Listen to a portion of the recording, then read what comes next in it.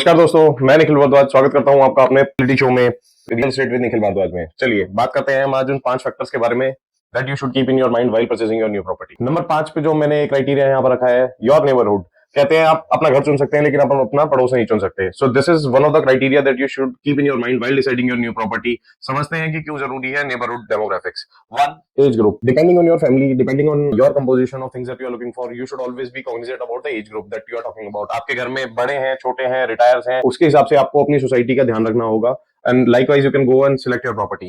Second criteria, आपको देखना होगा, you should always try to move into the properties which are having same income level group with you. आप अपनी ही balance के हिसाब से, आप अपनी जेंट्री के हिसाब से, आप अपने लाइवलीहुड स्टैंडर्ड के हिसाब से you should select your property. Family structure, childrens, singles या कंप्लीट फैमिली, आप डिपेंड करता है कि आप कैसे एम्बियंस में रह रहे हैं और कहां पर आप जाना चाहते हैं। आप as a bachelor move, as a with family move कर रहे हैं। This also is one of the major criteria which decides your moving into your next property. Educational institution, school आपके घर से कितनी पास है, हॉस्पिटल्स आपके घर से कितनी पास है, other than your current benefits also. So this is also you should consider while moving into your new property. And last thing, population trend. Demand और सप्लाई, दो क्राइटेरिया है जिनसे पूरी दुनिया की इकोनॉमी ड्राइव होती है। Demand and supply are the criteria which drives the global economy of the market. So you should always consider demand and supply gap while you are selecting and moving into your new home.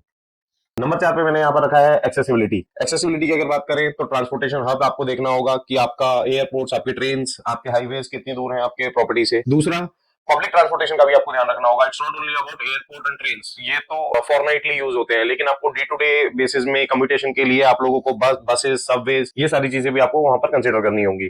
तीसरा, commutation timeline. आप एक property में move कर रहे हैं अपने office जाने के लिए या और किसी पर्पस से, तो then you should always be consider what is the travel distance that you are going to take, what is the commutation time that you are going to take. आप किसी ऐसी प्रॉपर्टी में जाने से बचें जहां पर आपका कम्यूटेशन टाइम सॉल्व ना होता हो, आपकी कम्यूटेशन टाइम की प्रॉब्लम सॉल्व ना होती हो। क्योंकि अगर आप दिन में 2 घंटे 3 घंटे सड़कों पर बिता रहे हैं तो ऐसी प्रॉपर्टी परचेज करने का कोई फायदा नहीं होगा। बेटर है कि वहां पर आप कोई रेंटल ऑप्शन फिर इवेल्युएट कर ले। चौथा, traffic condition. Traffic condition, you should always be cognizant about the road infrastructure. आप अपने प्रॉपर्टी के आसपास जहां पर आप लेना चाहते हैं, क्योंकि आजकल पर्टिकुलरली आफ्टर कोविड जो कारपूलिंग का एक कंसेप्ट चला था वो काफी डिमिनिश हो गया है। People wants to keep it a very single basis. लोग अब पूलिंग में यकीन नहीं करते हैं and they prefer to drive with their own vehicle which actually eventually hit the load on the roads. इसलिए आपको अपनी जो ट्रैफिक कंडीशंस हैं उन पे भी आपको नजर रखनी होगी। और लास्ट थिंग, एक्सेसिबिलिटी में जो हम यहाँ पर कवर कर रहे हैं, फ्यूचर इंफ्रास्ट्रक्चर। देखिए, अगर आप एक ऑप्टिमाइज प्रॉपर्टी लेना चाहते हैं तो आपको हमेशा वो ऐसी जगह पर मिलेगी जहां पर फ्यूचर एक्सपेंशन आपके अभी आने में 2 साल 3 साल 4 साल हो। बहुत अच्छा इसका एग्जांपल लाइव में आप देख सकते हैं द्वारका एक्सप्रेसवे। आज से 3 साल पहले और आज के द्वारका एक्सप्रेसवे के रेट में 3 गुना का फर्क है। अगर आपने द्वारका एक्सप्रेसवे में अगर 2021 में अगर एक प्रॉपर्टी अडॉप्ट करी होती तो जहां पर आपको एक 80-85 लाख रुपए में एक इंडिपेंडेंट फ्लोर वहां पर मिल रहा था, अगर मैं फॉर एग्जाम्पल बीबीटी बिल्डर्स की बात करूं, 80-85 लाख में जहां पर एक फ्लोर मिल रहा था, आज वो फ्लोर आपको 4 करोड़ में भी नहीं मिल रहा है। तो इसलिए अगर आप एक प्रॉपर्टी इन्वेस्टमेंट पर्सपेक्टिव से देख रहे हैं या मूव इन पर्सपेक्टिव से देख रहे हैं, दोनों चीजें बहुत डिपेंड करती हैं। अगर मैं आपको सजेस्ट करूंगा, अगर आप इन्वेस्टमेंट कर रहे हैं तो आप एक ऐसी जगह पर इन्वेस्टमेंट कीजिए जहां के फ्यूचर एक्सपेंशंस बिल्कुल क्लियर हो and that must be aligning with the state expansions also. जो आपके स्टेट एक्सपेंशंस होते हैं, जो डीकेड प्लान्स होते हैं, उसके हिसाब से वो अगर अलाइंड होंगे तो it will help you in deciding and improving your capital investment in your building. Third criteria मैंने यहाँ पर रखा है एमिनिटीज एंड इंफ्रास्ट्रक्चर का।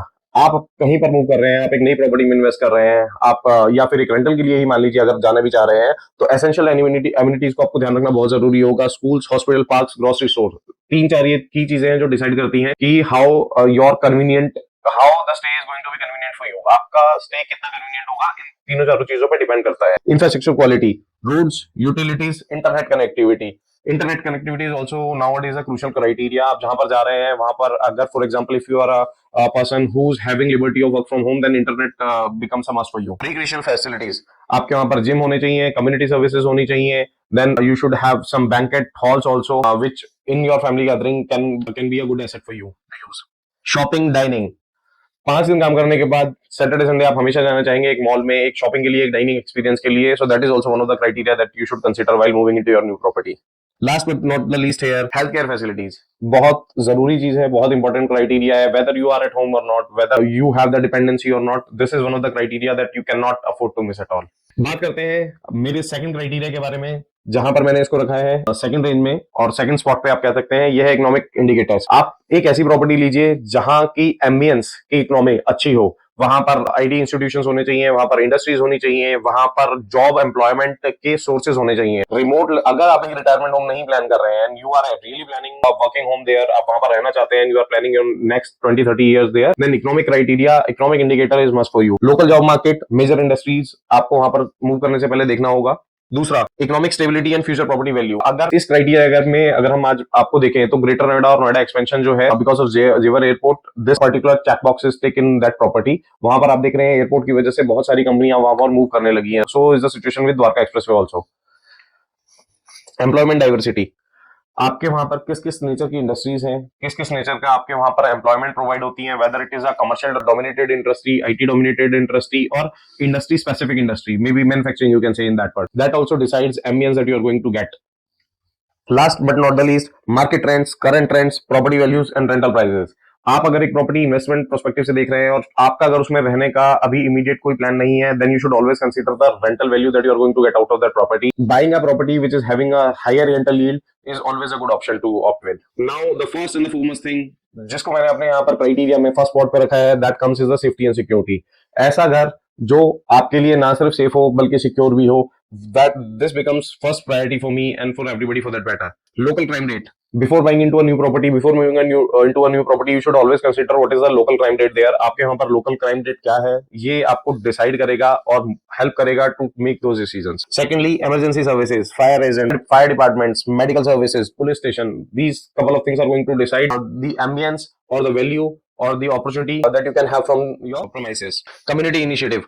आपका नेबरहुड जो है वो कितना अवेयर है, how much cognizant they are, आपकी आरडब्ल्यू जो है या फिर आपका एओए जो है, how much cognizant they are about their neighbourhood, their premises, their activity. So अब जो एक हाई राइज बिल्डिंग का जो ट्रेंड है, जहां पर एसोसिएशन ऑफ ओनर्स होता है, वहां पर कम्युनिटी इनिशिएटिव्स, आपको उसके बारे में पता लग जाएगा अगर आप उसका ट्रेंड चेक करेंगे। How they are into their societies, how do they behave into when it comes to any occasion, और how do they react in cases of emergency. This is also one of the criteria that you should consider while getting into your new property.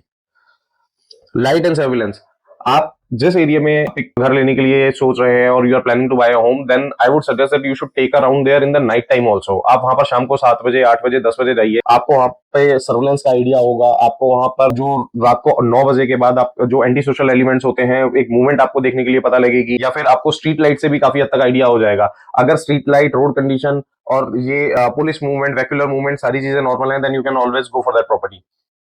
Last but not the least, again, overall social environment is again one of the key factor that you should consider. सारी चीजों को अगर आप इनको एक check box में रखेंगे और आप इनको चेक करते चलेंगे तो आपको पता लगेगा that your property is going to be a best suited property for you next time. चलिए क्विकली रिकैप कर लेते हैं। First, safety and security. Second, economic indicators. Third, amenities and infra. Fourth, accessibility. And fifth, neighbourhood. ये 5 factor अगर आप अपनी नई property purchase करने से पहले कंसीडर करेंगे तो I am sure that is going to be best deal for your life. चलिए आज के लिए इतना ही। मैं निखिल भारद्वाज फिर मिलूंगा आपसे अपने इसी शो में, जहां पर हम बात करते हैं रियल एस्टेट से जुड़े कुछ पहलुओं के बारे में, कुछ सीन, कुछ अनसीन, कुछ हिडन, कुछ विजिबल, और फिर मिलते रहेंगे हम आपसे अगले किसी एपिसोड।